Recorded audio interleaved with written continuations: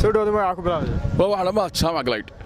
ay ma soo yar baan weydiin dadweynaha weydiinay saashaas waxa qoranaysa sheeg meeshii ugu horeysay Soomaaliya hada diyaarad lagu weeraro waa Jarmalka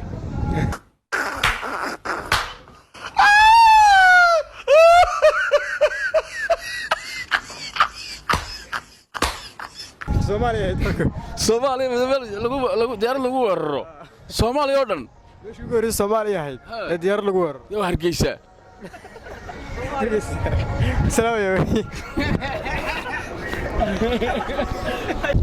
soo dhaw markaa magaca ku bilaabay oo dhaw magacayga waxa la dhahaa Fikra Jabiye Fikra Jabiye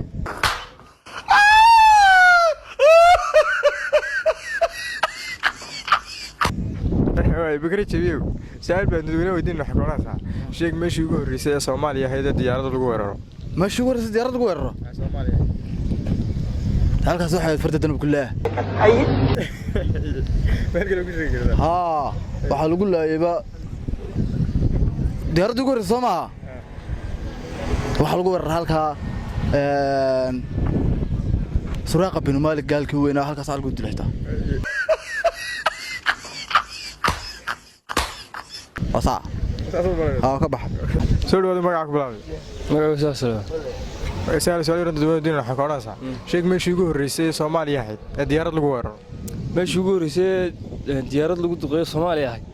waa meeshii Sayid Cabdullaahi Xasan sheegay ummadda duulay cadan ka keenay cirkii dhulkii bay isqabsaday qaraadhacdiisii adigu ba aqal leedahay carar maxaa dhaan soo dhawaada magaca ku bilaabay magaca waxa Axmed soo yar baan weydiinay waxa sheegtay meeshii ugu horeysay Soomaaliya ahayd ee diyaarad lagu weeraro waxaad garoonka diyaaradaha aadan cad airport